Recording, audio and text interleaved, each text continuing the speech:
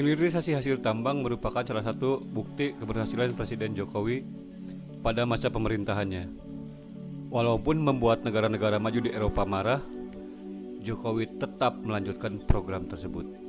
Hilirisasi dianggap sangat penting untuk meningkatkan perekonomian melalui hasil pertambangan.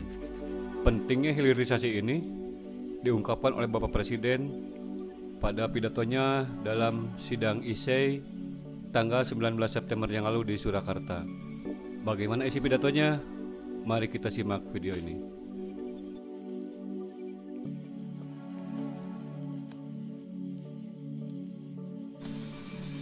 Dan menurut saya, tadi sudah disampaikan oleh Pak Gubernur BI, hilirisasi menjadi kunci. Coba kita lihat satu, urusan nikel. Urusan nikel yang sering saya ceritakan, karena ini memang sebuah keberhasilan kita meningkatkan nilai tambah. Nikel, dari bahan mentah, nikel ore, masuk ke NPI, nikel pig iron, masuk lagi ke nikel matte, kemudian masuk ke stainless steel.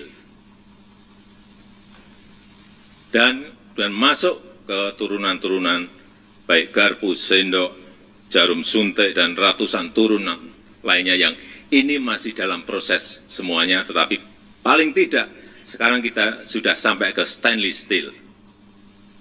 Kemudian yang nikel ore ada lagi nikel ore ke smelter, ke HPAL, ke prekursor, ke cathode, kemudian masuk lagi ke baterai sel. Sudah kejadian dan kita sudah punya industrinya. Untuk nanti kalau kapasitas baterai selnya mencukupi, sekarang ini baru kira-kira 180.000 mobil yang bisa diproduksi dengan baterai sel produksi kita sendiri. Kalau nanti bisa meningkat menjadi juta, itu kita baru memiliki daya saing yang kuat dengan negara-negara lain. Kemudian tembaga, nikelnya sudah masuk ke tembaga. Setelah nikel kita stop tahun 2020, tembaga 2 tahun yang lalu juga kita stop.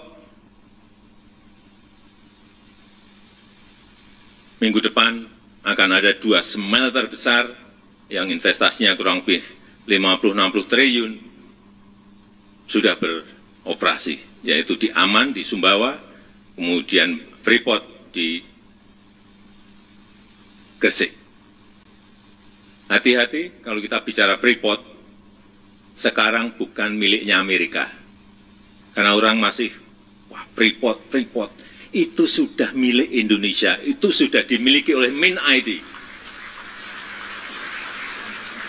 51%, dulu kita hanya punya 9%. Dan sekarang sudah kita miliki 51% dan sebentar lagi akan menjadi 61%. Pokoknya kita terus ambil.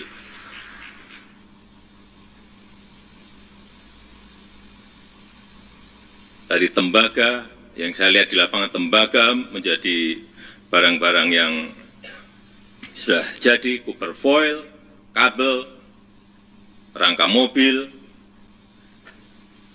dan yang ketiga, boksit. Hilirisasi di boksit.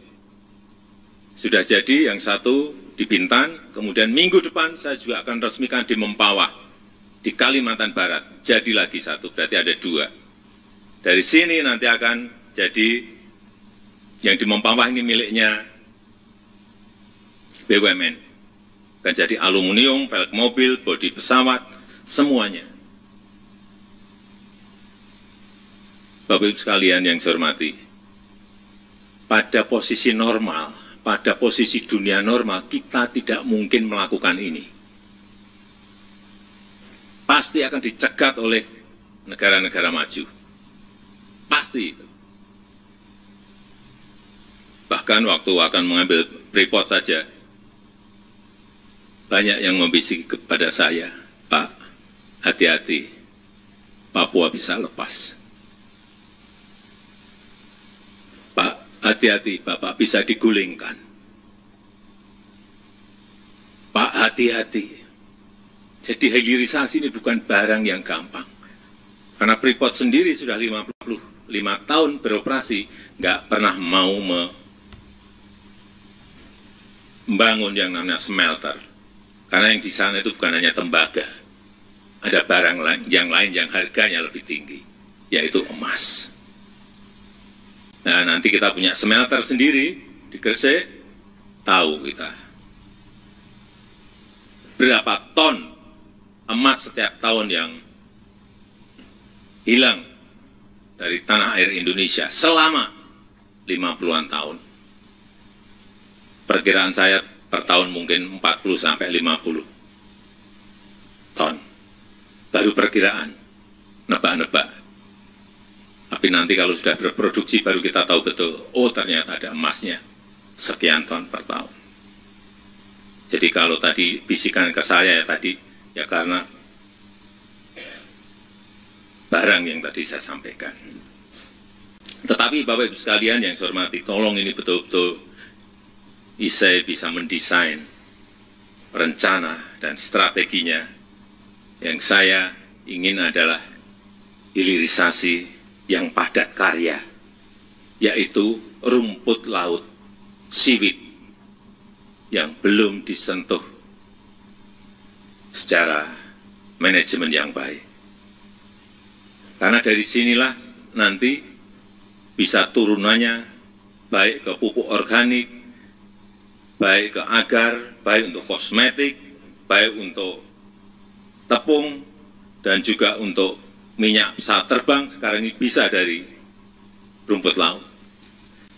Kita tahu Indonesia memiliki pesisir yang paling panjang nomor 2 di dunia, 81.000 kilometer. Ini sebuah potensi besar, tapi memang harus didesain, harus direncanakan, harus dibuat strategi yang benar sehingga nanti hasilnya bisa ketemu.